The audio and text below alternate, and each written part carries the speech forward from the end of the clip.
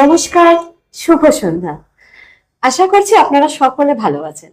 আর এই মুহূর্তে আমি আপনাদের সাথে রয়েছি নকশালবাড়ি লাইভ এবং উত্তরে radio 91.9 FM your sound your ভয়েসের বিশেষ অনুষ্ঠান উত্তরের আড্ডা। আমাদের আজকের অনুষ্ঠানে যিনি উপস্থিত রয়েছেন তিনি তার কর্মজীবন ছাড়াও নানান কাজে ব্যস্ত। শুনবো তার এই নানান কাজগুলির কথা। পরিচয় করে দিয়ে আপনাদের সকলের সাথে আমাদের মধ্যে উপস্থিত রয়েছেন একজন পুলিশ কর্মী তথা একজন সমাজকর্মী শ্রী বাপন দাস মহাশয়। নমস্কার ম্যাডাম।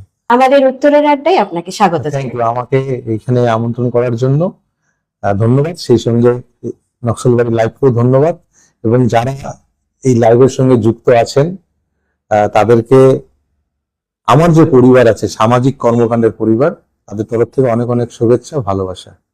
Thank you. আবার একবার স্বাগত জানাচ্ছি। আজকে বিভিন্ন রকমের কথা শুনবো আপনার জীবনের এবং আপনার এই কর্মজগতে। সবার প্রথমে জানতে চাইবো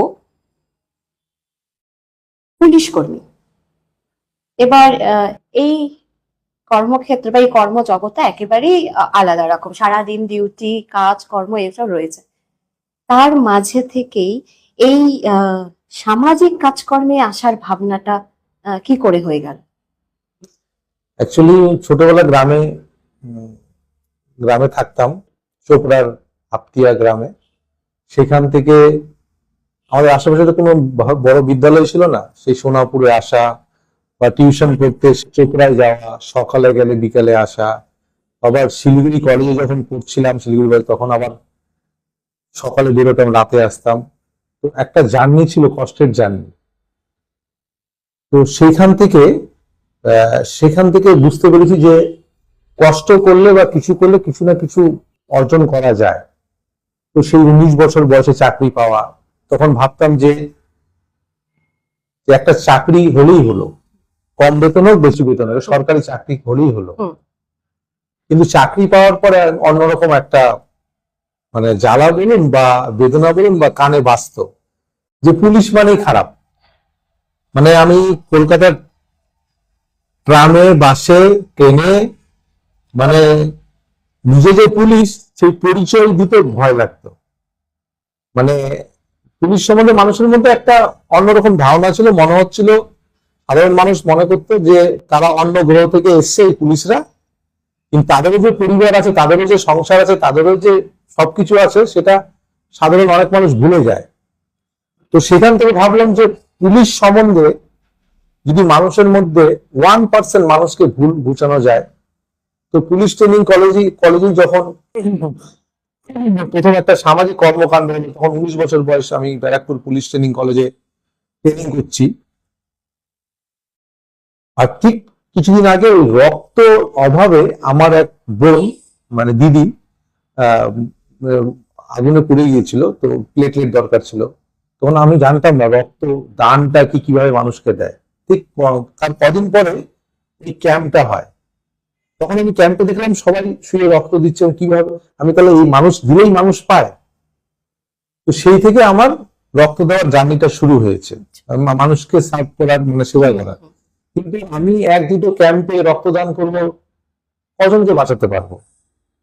আমি তখন গ্রামে এসে গ্রামের মানুষকে মোটিভেশন করলাম যে ভাই, গ্রামে ক্যাম্প করতে হবে, অর্গানাইজ করতে হবে। তখন আমার মতন তারাও গ্রামের মানুষ, যে রক্তদান শিবির হয়, মানুষ রক্তদান করে, সেটা তো গ্রামের মানুষ জানে না। সেগুলো বুঝালাম, মানুষকে ক্যাম্প করতে শেখালাম। তারপরে চোখের সামনে দেখলাম এই আজকেই এখানে আস্তে আস্তে 2 জনকে রক্ত জোগাড় করে দিলাম। ভালো লাগে যখন মানুষ বাঁচে বা মানুষ ভরসা পায় যে না, এই মানুষটাকে ফোন করলে মানুষকে বাঁচাতে পারবো।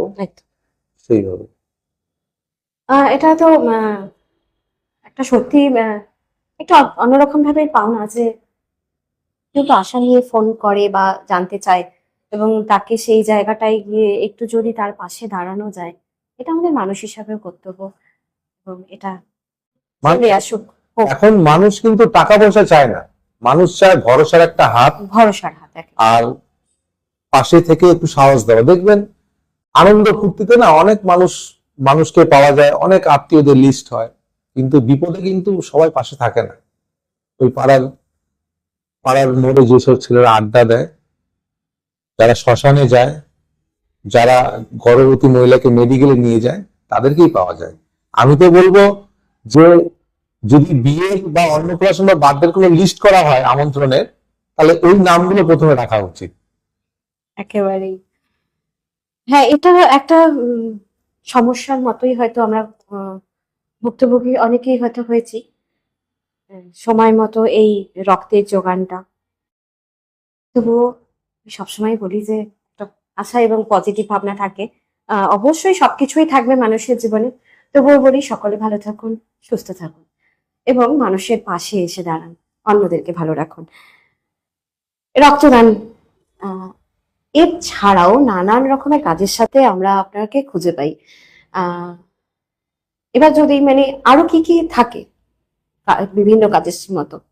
শুনুন, আমি কোনো কাজ, আমি যেমন কোনো একটা সংস্থা, কোনো একটা ব্যক্তি যদি কোনো কাজ করে, আগে থেকে মিটিং হয়, ডেট হয়, অর্গানাইজ করতে হয়, যে কোনো কাজ, এটাই। কিন্তু আমি চলতা ফিরতা মানে যখনই গাড়ি নিয়ে চলি, যদি মাঝ রাস্তায় দেখি কোনো অভুক্ত বসে আছে, কোনো ভবনটা বসে আছে, ওই চালতা ফিরতে আমার সোশ্যাল কাজ। মানে ওই জুলাই মাসের 16 তারিখ আসবে, রথযাত্রা হবে, তখন একটা অনুষ্ঠান করবো, এই না। এখন যদি আমি এই এত রাতে যখন আমি গাড়ি ফিরবো নকশালবাড়ির ওই ঘন জঙ্গল দিয়ে, তখন যদি কেউ বিপদে পড়ে, তার পাশে দাঁড়াবো, তখন বাইক চালিয়ে আমি যাব না। তো এইগুলো জিনিস হয় না, ওই পুরো মিটিং সিটিং করে করি না, যখন ইচ্ছা, যখন যেভাবে পারি। কারণ আমাকে বেশিরভাগ সময়টা কলকাতায় থাকতে হয়। কলকাতায় আমি ক্লাবদের ফোন করি, মেল করি, চিঠি সেইভাবে অর্গানাইজ করি। আর যখন কলকাতায় বাড়ি আসি, তখন পরপর ক্যাম্প গুলো করি। যেমন আগামী পরশুদিন এই গোসাইপুর বড় ঝাড়জোতে আছে, প্রতিবারই চেষ্টা করি 4-5টা ক্যাম্প করা। তাছাড়া বিভিন্ন সামাজিক কাজ, আপনারা সোশ্যাল পোস্ট দেখবেন, বিভিন্ন সামাজিক কাজগুলো করি। আর আমি প্রায় 30 জনের মতন ক্যান্সার পেশেন্টকে আর্থিক সহযোগিতা পাইয়ে দেওয়ার ব্যবস্থা করেছি। আমি নিজে অর্থ দিতে পারি না, আমি তাদের জন্য ভিডিও পোস্ট করি। পিএম ফান্ডের জন্য এমপিদের ধরি, মুখ্যমন্ত্রী ফান্ডের জন্য এমএলএদের ধরি। আমি নিজের জন্য কারো কাছে কোনোদিন হাত পাতিনি, মানুষের জন্য হাত পাতি। তাদের হাড়ের ফুটের অপারেশন করে দিয়েছি অনেককে। এই যে গতকাল আপনাদের নকশালবাড়ির স্বামী দাসের পরিবার আমার বাড়িতে চলে গেছে, তখন রাত 9:30 থেকে 10টা বাজে, আমার বাড়িতে গেছে, দাদা একটা ভিডিও করে দিন, যাতে আমার ছেলেটার আপনার ভিডিওর মাধ্যমে কিছু উপকার হয়। আচ্ছা, এই বিষয়ে আমাদের যারা দর্শক বন্ধুরা রয়েছেন তাদের উদ্দেশ্যে যদি এই যে একটা ব্যবস্থা বললেন যে যারা এই ক্যান্সার, আমাদের তো একটা মারণ রোগের কাছাকাছি, এবং যেই পরিবারে অবশ্যই চাইবো এমনটা না হোক, তবুও যারা এই সমস্যার মুখোমুখি হবেন তাদের জন্য কি কি প্রক্রিয়া আপনি বলবেন? হ্যাঁ, আমি খালি ক্যান্সার না, কিছু কিছু রোগদের সম্বন্ধে বলবো, একটু পারলে আপনারা শুনবেন। পাশের বাড়ির মানুষদের উৎসব মানে শোনাবেন, বা গ্রাম এই ভিডিওটা শেয়ার করবেন অন্য গ্রামে। তো ক্যান্সার পেশেন্টরা, বেশিরভাগ ক্যান্সার পেশেন্টদের এত অর্থ খরচ হয়, ঘুটি বাটি বিক্রি করতে হয়। তো আমাদের পশ্চিমবঙ্গেও কিন্তু ক্যান্সার পেশেন্টের জন্য সরকারি হাসপাতাল আছে, যেটা চিত্তরঞ্জন ক্যান্সার হসপিটাল। ছোট ওই পুরনো হসপিটালটা আমাদের হাজরা মোড় কলকাতায় আছে, আর যেটা নতুন করেছে সেটা রাজারহাটে আছে। সেখানেও আপনারা যোগাযোগ করতে পারেন। আর যদি আপনারা টাটা মেডিকেল সেন্টার বা যে কোনো ক্যান্সার বড় হাসপাতালে দেখান কোনো ক্যান্সার পেশেন্টকে, কম করে একটা 5 লাখ টাকার খরচ তারা বলে, বা 5 থেকে 25 লাখ বলে, কারো 15 লাখ বলে। তো আপনারা যখনই জানতে পারবেন আপনার রোগীটার কারো ক্যান্সার হয়েছে, যেখানে দেখাবেন সেখান থেকে একটা এস্টিমেট চেয়ে নেবেন সেই ওই নার্সিংহোমের ম্যানেজারের কাছে। এই এস্টিমেটটা, ব্যাংকের পাসবইটা, আর আপনার আধার কার্ড, আর একটা ইনকাম সার্টিফিকেট বিডিওর কাছ থেকে, এক্সিকিউটিভ অফিসারের কাছ থেকে ইনকাম সার্টিফিকেট নিয়ে এমএলএ কে দিবেন। এমএলএ কি করবে, উনি ফরওয়ার্ড করে মুখ্যমন্ত্রীর কাছে পাঠাবে। আবার এমপি সাহেবকে দিবেন, এমপি সাহেব কি করবে, ওটা প্রধানমন্ত্রীর কাছে পাঠাবে। সেখান থেকে আপনাদের যদি একটা পেশেন্টের 10 লক্ষ টাকা খরচ হয়, তাহলে মিনিমাম 2 থেকে 2.5 লক্ষ টাকা মুখ্যমন্ত্রীর ফান্ড থেকে পাওয়া যায়, প্রায় 3 থেকে 4 লাখ টাকা প্রধানমন্ত্রীর ফান্ড থেকে পাওয়া যায়। এটা কিন্তু বড় একটা অ্যামাউন্ট। আমরা কি করি, ক্যান্সার হলে বা কোনো বড় রোগ হলে আমরা মানুষের কাছে হাত পাতি, কিন্তু একটা মানুষ কত কত কত দিবে? সেটাই সেটাই। হ্যাঁ, এখন তো মানুষের দেওয়ারও ব্যাপার থাকে যে, আর আমরা সমাজকর্মী যদি বারবার যদি এই আজকে নকশালবাড়ির পেশেন্ট, কালকে ঘোষপুকুরের পেশেন্ট, পরশুদিন শিলিগুড়ি পেশেন্টকে নিয়ে বারবার লোকদের কাছে যায়, তখন ভাববে এরা মানে ব্যবসা শুরু করছে। তার থেকে যদি এই বড় বড় ফান্ড গুলো, যেমন বিভিন্ন এনজিও আছে, টাটা টাটা গ্রুপ আছে। আরেকটা জিনিস বলে দিচ্ছি, আমরা যদি টাটা মেডিকেল সেন্টারে কোনো পেশেন্ট দেখাই, ওইখানে একটা ওয়েলফেয়ার ফান্ড আছে। সেই ওয়েলফেয়ার ফান্ডে যদি বাড়ির লোক খুব গরিব হয়, ওদের কাছে একটা মানবিক আবেদন করলে ওরাও, আমার নিজের জানা, নিজেরই করা, একজনকে 5 লক্ষ টাকা পাইয়ে দেওয়ার ব্যবস্থা করেছে। তো এইখানে প্রতিটা নার্সিং হোমে, প্রতিটা হাসপাতালে একটা ওয়েলফেয়ার ফান্ড থাকে। কিন্তু অনেকেই আমরা জানি না বলে আমরা করতে পারি না, কিন্তু এটা করলে এই উপকারটা হয়। আরেকটা জিনিস, 18 বছরের নিচে যদি কারো হাড়ের ফুটো হয়, সেটার জন্য কিন্তু শিশু সাথী বলে একটা প্রজেক্ট আছে, যেটা সেন্ট্রাল গভর্নমেন্ট আর রাজ্য সরকার মিলে এই টাকাটা বিয়ার করে। যেটা আপনি যেমন পিজি হাসপাতালে ট্রিটমেন্টটা হবে, বড় বড় নারায়ণী, বিড়লা হার্টিসার সেন্টার, আমরি, বড় বড় মেডিকেল, এগুলোতে কিন্তু বিনামূল্যে ট্রিটমেন্ট হবে। তার জন্য কি করতে হবে, আপনার এলাকার যদি কোনো পেশেন্টের 18 বছরের নিচে ব্লক হাসপাতাল বা সাব ডিভিশন হাসপাতালে গিয়ে ওখানে শিশু সাথী প্রজেক্ট তুমি ডাক্তার আছে, তার সঙ্গে যোগাযোগ করতে হবে। সে কি করবে, সে ফরওয়ার্ড করে দিবে সিএমএইচ কে, সিএমএইচ তারপরে ব্রেক দিবে কবে আপনি হাসপাতালে, এমনকি থাকা খাওয়া টোটাল ট্রিটমেন্ট একদম ফ্রি। এটা আমরা অনেকেই জানি না। আমরা কি করি, হার্টের ফুটো আছে, কোনো সমস্যা হচ্ছে, আমরা ব্যাঙ্গালোর বা দক্ষিণ ভারত দৌড়াই, কিন্তু ঘরের কাছে আমাদের রাজ্যে যে বিনামূল্যে ট্রিটমেন্ট আছে, সুবিধাটা রয়েছে। হ্যাঁ, বড় বড় নার্সিং হবে।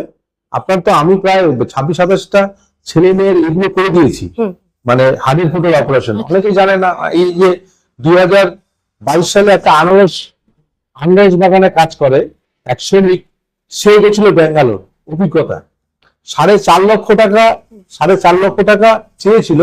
সেখানে বিনামূল্যে বিড়লা হার্ট রিসার্চ সেন্টারে বিনামূল্যে ওনার বাচ্চার আজকে অপারেশন হয়েছে। আজকে যখন ওই গ্রামে আমি যাই, পশুবাড়ি, ওই গ্রামটার নাম বিধাননগরের ভিতরে, তো মুসলিম, তো ওই গ্রামে গেলে ওই ছেলেটা এখন খেলছে, দৌড়াচ্ছে, আমাকে ধরমবাব বলে। এটাও একটা বড় পাওনা। অবশ্যই আমরা এই বিষয়টা জানলাম। আশা করি আমাদের অনেকেরই অনেক উপকারী লাগবে এবং হবে, যে এই যে আমাদের যে প্রক্রিয়াটা, সেটা আমরা আজকে আমরা বাপনবাবুর থেকে জানতে পারলাম। রক্তদান এবং বিভিন্ন এইসব কাজ তো রয়েছে। আমরা আপনাকে মাঝে মাঝেই দেখতে পাই এই প্রাকৃতিক বিভিন্ন কাজে, এই তো দায়িত্ববোধে এই সময়গুলোতে কি করে নিজেকে ভেবে নেন বা তৈরি করেন যে আমাকে সামাজিক দিক থেকে প্রাকৃতিক ভাবে এই কাজগুলো আমাকে করতে হবে? শুনুন, আপনি যদি আমরা বাঙালিরা কি করি, দুপুরে ভাত খেয়ে ঘুম দিই, ঠিক আছে? এখন যদি আপনি আজকে ঘুমন না দুপুরবেলা, পরের আবার আপনাকে শরীরটা চাইবে যে না বিছানায় যাই। তো আমি এইসব থেকে বিরত থাকি। আজকে যেমন সকালে ইসলামপুরে গিয়েছিলাম, ইসলামপুরে একজনের ব্লাড জোগাড় করে দিলাম। তারপরে যদি আমি দুপুরে এসে যদি ঘুমাতাম, বিকালে যদি ঘুমাতাম, তাহলে কিন্তু এখানে আমি স্টুডিওতে পৌঁছাতে পারতাম না। তো ইচ্ছে থাকলে এই কাজগুলো করা যায়, সবটা ইচ্ছের উপরে। এখন যদি আপনি মনে করবেন যে আপনার ঘরে বন্ধুদের নিয়ে বাড়িতে আড্ডা দিবেন, তাহলে আড্ডা দেওয়া হবে। আর এখন যদি মনে করেন না, 4 জনের রান্না করে নিয়ে ওই নকশালবাড়ির প্ল্যাটফর্মে যে সকল ভবগুলো আছে তাদেরকে খাওয়ানো হবে, সবটা ইচ্ছের উপরে। একেবারেই সেটা অবশ্যই আমাদের প্রত্যেকের মাধ্যমে, এবং এই ইচ্ছেগুলো আছে বলেই আমাদের সমাজ কিন্তু সুন্দর হয়ে আছে, অবশ্যই আছে, এই কথা বলবো। কারণ আমাদের বিভিন্ন মানুষ যারা থাকেন নানানভাবে নানান সামাজিক মূলক কাজে আমরা তাদেরকে পাই। প্রকৃতির বিষয় নিয়ে, প্রকৃতি রক্ষা আমাদের তো একটা সমস্যার মধ্যে দিয়ে যাচ্ছে এই সেটা আমরা সকলেই জানি। এই বিষয়ে আপনি এই সমাজকে কি বার্তা দেবেন? দেখুন, সবার আগে কি করবে এই প্রকৃতিকে বাঁচাবার জন্য? প্রকৃতিকে রক্ষা করতে গেলে অনেক কিছুই করার ইচ্ছে ইচ্ছে ছিল, আছে, কিন্তু আমি যে ডিপার্টমেন্টের কারণে, মানে আমি তো পুলিশে চাকরি করি, অনেক কিছু আমি কাজ করতে পারি না, যেমন প্রতিবাদ, প্রতিরোধ, এগুলো আমি করতে পারি না। তারপরে আমি অন্যভাবে প্রকৃতিকে বাঁচানোর চেষ্টা করি, যেমন সেই নদীর পাড়ে কিছু গাছ লাগিয়ে দিচ্ছি যাতে বাঁধগুলো না ভাঙে, ঠিক আছে? এইভাবে করি, কারণ হচ্ছে আপনি যেটা বলতে যাচ্ছেন প্রকৃতি বলতে আমাদের নদী ভাঙন, নদী রোধ, এগুলো, সেগুলো কিছু মানুষের জন্য হচ্ছে, কিন্তু সেটা আমি ডাইরেক্টলি না কিছু করতে পারছি না, কারণ হচ্ছে এই ডিপার্টমেন্টের জন্য। কারণ আমাকে আমার যেগুলো কাজ মানুষের সেবা সেটাই করতে চাই। অবশ্যই আমাদের প্রকৃতি রক্ষার ক্ষেত্রে আমাদের যেগুলো রয়েছে সেগুলো থাকছেই, তার মাঝেও আমাদের এই অনবরত গাছ লাগিয়ে যাওয়া, সেটা করছি। নদীকে পরিষ্কার করে রাখা, এগুলো আমাদের একটা দায়িত্ববোধের মধ্যে পড়ে, এবং আমাদের সচেতনতা অবশ্যই আমাদেরকে কিন্তু এগুলো মাথায় রাখা প্রয়োজন। তো এইসব বিষয়গুলো নিয়েও বিভিন্ন রকম ভাবে সামাজিক কাজ, সামাজিক কাজগুলো রয়েছে। অ্যাওয়ারনেস করা হয়। কতদিন যাবত ধরে এই গাছ লাগানোর পেছনে রয়েছে?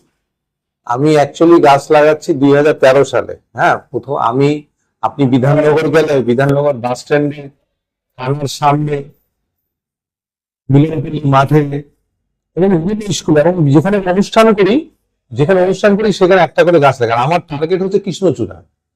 যখন আমাদের তো বাগডোগরার বিমানবন্দরের পাশে আমাদের বাড়ি, যখন প্লেনটা লুজ দিয়ে নামে তখন যেন ওই যাত্রীরা দেখতে পায় যে লাল কৃষ্ণচূড়া বেষ্টিত একটি গ্রাম। সেই জন্য কৃষ্ণচূড়া প্রথমে আমি 14খানা গাছ দিয়ে শুরু করেছিলাম, সেটা 4খানা বেঁচেছে, মানে শুরু করেছিলাম শুরু জার্নিটা।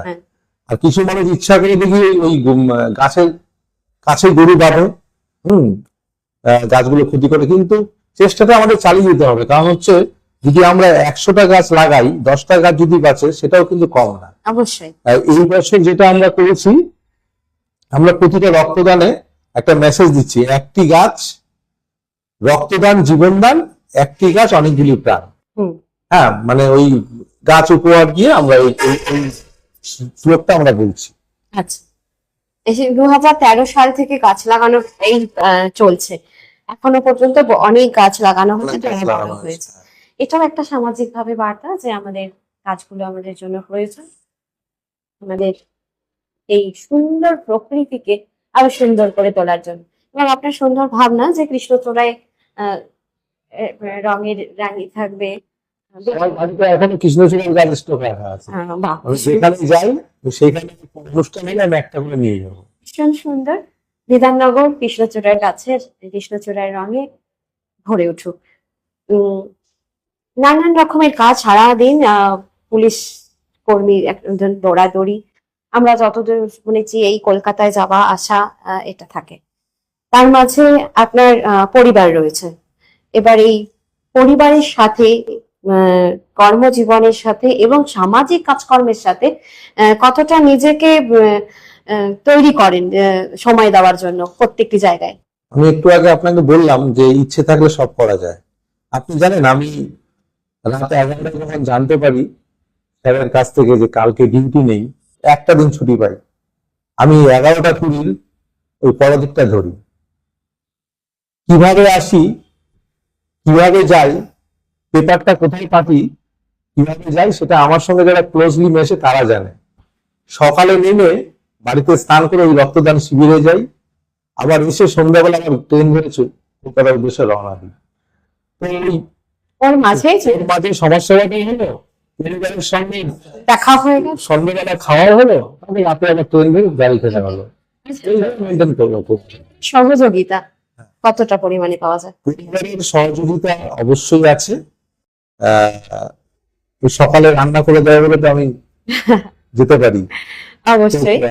তারপরে আমি যখন থাকি না, কেউ ব্লাডের কার্ড নিতে এলো, কেউ একটা হুইল চেয়ারের জন্য এলো, বা আমার ফোন সাইলেন্ট মোডে আছে, কোন ফোনে ফোন করলে আমাকে পাবে সেই কাজগুলো ওরা করে, মানে মাঝখানে ওই মিডলম্যান হিসেবে ওরা কাজ করে। কিন্তু আমার সব থেকে বড় পরিবার হচ্ছে আমার সমাজকর্মী যারা আছে, যারা আমার সঙ্গে সমাজের জন্য কাজ করে, ওটাই আমার সব থেকে বড় আমার আনন্দের দিনে ওদেরকে, ওদের সঙ্গে ডেকে আমরা সেলিব্রেশন করি, আর দুঃখের দিনে ওদেরকে আমি ডাকি। যেমন আপনার পরিবারিতে রিক আছে, কপিল আছে, কেষ্টপুরে অনিমা আছে, নকশালবাড়িতে বিকি আছে, ঘরবান্ডিরা আছে, বিভিন্ন জায়গায় বিবাগঞ্জে চিরঞ্জিত আছে, মনীন্দ্র আছে, বিভিন্ন জায়গায় আমার পরিবার অনেকটা বড় পরিবারটা হয়ে অনেক আছে। বড়। এভাবেই পাপন বাবুর পরিবার আরো অনেকটা বড় হোক, সকলের সাথে জুড়ে সামাজিক কাজগুলো হোক, সমাজের প্রতি আরো মানুষ এগিয়ে আসুক, এই আশাই রাখছি। কর্মজীবনের প্রথম শুরু কোথা থেকে? কর্মজীবন অ্যাকচুয়ালি ট্রেনিং করেছিলাম ব্যারাকপুরে। তো ব্যারাকপুরে 2000 সাল সেপ্টেম্বর মাস ব্যারাকপুর ট্রেনিং কলেজে ট্রেনিং।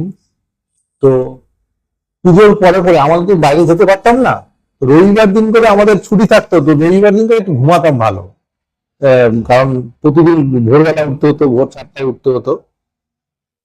তো সেই একদিনে রবিবার ছিল, তো সেদিন বন্ধু বান্ধবরা সাথে ভালো কেনাকাটা করতে, কেউ ব্যারাকপুরে দাদাগুলি বিরিয়ানি খেতে গেল, আমি কি করলাম, বেলুর মঠ গেলাম, মানে গঙ্গার উপরে একটা বেলুর মঠ, হ্যাঁ লঞ্চে করে যেতে হয়। তো বেলুর মঠে গেলাম, বেলুর মঠে যখন ঢুকলাম, ওইখানে মনীষীদের বাণী আছে, মা সারদা মায়ের বাণী, রামকৃষ্ণের বাণী, স্বামীজির বাণী, তো পরপর বাণীগুলো আছে। তো একটা বাণী, স্বামীজির একটা বাণী আমার খুব লেগেছিল। লেখা ছিল, জন্মেছিস যখন একটা দাগ রেখে যাস, নিজের জন্য বাঁচা মহা স্বার্থপরতা। সেই কথাগুলো, মানে দাগ রেখে যাস, জন্মেছিস যখন একটা দাগ রেখে যাস, এই কথাটা আমি নোট করলাম, মানে মাথায় ঢুকালাম। আমার বেড়াতে এসে বন্ধুদের বললাম, কিসের দাগের কথা বলছি, কিসের দাগের কথা বলছি। তারপরে আয়ত্ত করতে পারলাম যে কিছু কাজ করে মানুষের মধ্যে একটা দাগ কাটা। আজকে কিছু দাগ কেটেছি বলেই আজকে মনে হয় নকশালবাড়ি লাইভ দেখেছে, তাই তো? এটা তো অবশ্যই থাকে, আমাদের বিভিন্ন সময় বিভিন্ন মানুষের বিভিন্ন জায়গায় জীবনের বিভিন্ন রকম ভাবে মানুষ মানুষের মতো করে এগিয়ে যায়, এগিয়ে যেতে থাকে। বাপন বাবুরও পথ সেভাবেই চলেছে, মানুষের মনে দাগ কেটে যাওয়া, এবং স্বামী বিবেকানন্দের সেই বাণী তাকে এই পথে এগিয়ে নিয়ে গেছে। আর যেটা কথায় থাকে, অবশ্যই এই যে মনীষীরা, তারা তো আমাদেরকে পথ দেখান, তাদের পথ দেখে, তাদের বাণীতে আমাদের পথ এগিয়ে যাওয়া। এই কর্মক্ষেত্রে বিভিন্ন মানুষের সাথে পরিচয় হয়েছে, মানে অনেক বিশিষ্ট মানুষদের সাথে আপনার এই যোগাযোগ হয়েছে, এবং আপনি তাদের দায়িত্বে পেয়েছেন। এই তাদের থেকে কিছু শেখা। তাদের কাছে দেখুন, প্রতিটা না রাজনৈতিক দলের আমি ডিউটি করেছি, মানে বিভিন্ন রাজনৈতিক দল। বামফ্রন্ট আমলে, বামফ্রন্ট সরকারের আমলে আমি সিপিএম মন্ত্রীর একজনের ডিউটি করেছি 2006 টু 2011। তারপরে 2011 করে 3 আমলে একজন এমপি ডিউটি করেছি। মাঝখানে একটা সমস্যা হয়েছিল, তারপরে আমি আমাদের এলাকার এমপি এস আলুওয়ালিয়া স্যার, তিনি এমপি হলো, তিনি যখন কলকাতা যেত তখন আমি একদিন ডিউটি করেছিলাম। তারপর থেকে উনি যখনই যেত আমাকে ওনার পিএস হিসেবে রাখতো, ওনার ডিউটি করেছি। তারপরে আমি দমদমের এমপি সৌগত রায় ডিউটি করেছি। কিন্তু এইসব মানুষদের কাছে আমি কিছু শিখেছি, আমি কিছু দিতে পেরেছি। যেমন লকডাউনের সময় এমপি আলুওয়ালিয়া স্যার, তখন কিন্তু উনি কেন্দ্রীয় মন্ত্রী। আমাদের কালাগঞ্জ, চোপড়ার কালাগঞ্জের দুটো ফ্যামিলি, তাদের তাদের বাড়ির সন্তানরা ওই দিল্লিতে পড়াশোনা করতো, সেখানে আটকে গেছে, তারা কিন্তু অন্য দল করে। আমি আলুওয়ালিয়া স্যারকে ফোন করলাম, স্যার আমাদের এলাকার ননীতলা আটকে গেছে, এরাদের যে কোনো এনাদের বাড়ি ফেরাতে হবে। স্যার বলছে আজকে তো হচ্ছে না, তুই সন্ধ্যায় ফোন করছিস। পরের দিন উনি একবারে জিজ্ঞাসা করেনি যে যাদের তুই হেল্প করছিস তারা কোন দল করে বা কারা। হ্যাঁ, এই বড় বড় পলিটিশিয়ানরা কিন্তু এই জিনিসটা খুব মেনটেন করে। তো সেইটা আমি করতে পেরেছি, যাদের আমি হেল্প করছি অন্য দল করে, কিন্তু আমি করেছি। এমনও হয়েছে যে আমি যখন যে আগের সরকার ছিল 2011-2015, তাদের চিঠি দিয়ে আমি 2006-2011 সালে যে সকল যে দল ছিল তাদের আমি উপকার করেছি। তাদের ট্রেনের টিকিট রিজার্ভেশন করে দেওয়া, স্যারকে বলে ই করা। তারা কিন্তু বড় বড় যারা রাজনীতি নেতা না, তারা কিন্তু এইগুলো ছোট ছোট ব্যাপার নিয়ে কোনোদিনই ই করে না, এটাই উপকার করেছি। তারপরে এটাও তো হওয়া উচিত যে এই যে রাজনৈতিক বিষয়টা এখানে যারা, এটাও তো এক রকমের সমাজ সেবা, কারণ রাজনীতি এটা অবশ্যই হওয়া উচিত যে আমি যখন একটা জায়গার দায়িত্ব, একটা দলের দায়িত্বে আসছি, আমার কাছে কিন্তু প্রত্যেকটা মানুষের সুখ দুঃখ দেখার অবশ্যই এটা আমাদের এটা থাকে। এবং আরো বর্তমান প্রজন্ম যারা রাজনীতির সাথে যুক্ত হচ্ছে, যারা একটা সময় গিয়ে দায়িত্ব নেবে, তাদের মধ্যেও যেন এই মূল্যবোধটা থাকে, এটাই আমরা আশা রাখবো এবং এটা থাকাটা উচিত। এটাই আমাদের এই কাজ দেখে, যেমন 2013 সালে আমাদের এলাকার জজবন্ত সিনহা স্যার, উনি আমাদের একটা অ্যাম্বুলেন্স দিয়েছে। আচ্ছা, আমরা প্রায় 10-12 বছর চালানোর পরে আমরা সেটা রুরালিগঞ্জ স্কুল, আপনি শুনে থাকবেন সেই শুনলাম, সেই স্কুলকে আমরা দিয়েছি। তারপরে আমাদের আগের মুখ্যমন্ত্রী একটা অ্যাম্বুলেন্স দিয়েছিল, সেটা আমরা চালাতে পেরেছি। তারপরে রিসেন্ট আমাদের তেল কোম্পানি থেকে আমাদের একটা অ্যাম্বুলেন্স দিয়েছে। তারপরে আমি যে বর্তমান যে সাংসদের দেহরক্ষী হিসেবে আছি, সাংসদ সৌগত রায়, তার মাধ্যমে উত্তর দিনাজপুর, ইসলামপুর, চোপড়া, নকশালবাড়ি, ফাঁসিগোয়া, বিভিন্ন জায়গার প্রায় 2700 মানুষকে, বিশেষ চাহিদা মানুষদের জন্য যেগুলো সরঞ্জাম হয়, কাউকে কানের মেশিন, কাউকে ক্রাচ, কাউকে হুইল চেয়ার, কাউকে হচ্ছে ট্রাইসাইকেল, এমনকি প্রথম ব্যাটারি চালিত গাড়ি এই নকশালবাড়িতে দেওয়া হয়েছে সেন্ট্রাল গভর্নমেন্ট থেকে। সেটা ওনাদের মাধ্যমে আমি চেষ্টা করে নিয়েছি। এটা হচ্ছে আমি না চাইলে করতে পারতাম, কিন্তু না, আমার এলাকার মানুষজন ওই পরিষেবাটা পায় যেটা রাজস্থানের মানুষ পাচ্ছে, দিল্লির মানুষ পাচ্ছে। সেই জন্য এই কাজটা করেছি, মানে এই নেতাদের কাছে থেকে।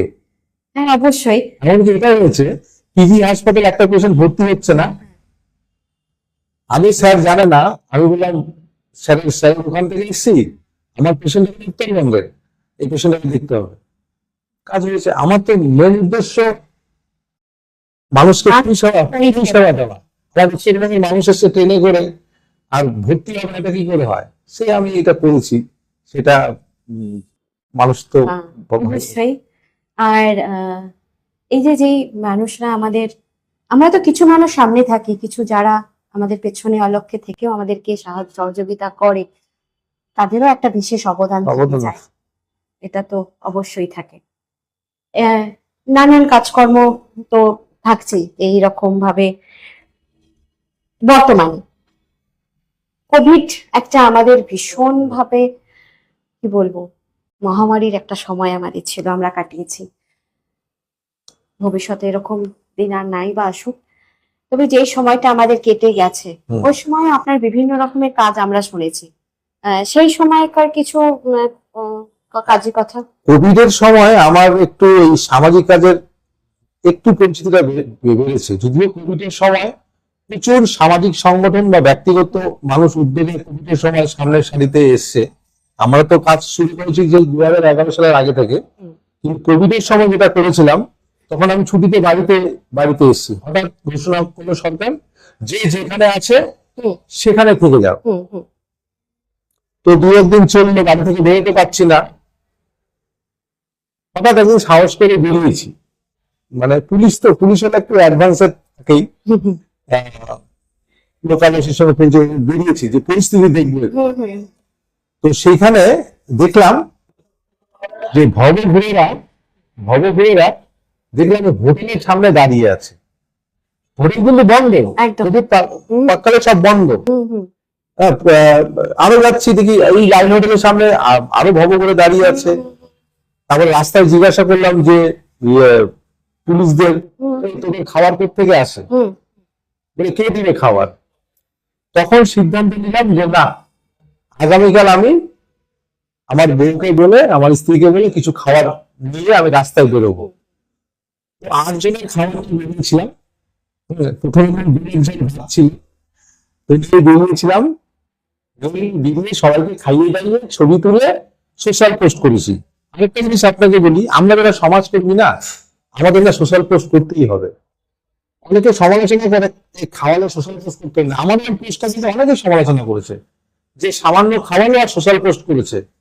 আমরা তো কত কি করি, ডান হাত দিয়ে উপকার করলে বাম হাত দিয়ে আমরা জানতে পারে, এগুলো আমাদের সমাজকর্মীদের মধ্যে খাটে না। আমি সেদিন সোশ্যাল পোস্ট করেছিলাম বলে আগামী 73 দিন মানুষ খাইয়েছিল। আপনি জানেন, সেই লকডাউনে ভিডিও স্যার নিজে রান্না করে টিফিন কারি পাঠিয়ে দিয়েছে, আমরা একটা আপনারা দেখেছেন। তারপরে এক ভালো ফারাক্কা ও পান আসে, ফারাক্কা থেকে ইলিশ মাছ নিয়ে এসছে যে না আমি 10-12 দিনের ভবনে ইলিশ মাছ খাওয়াবো।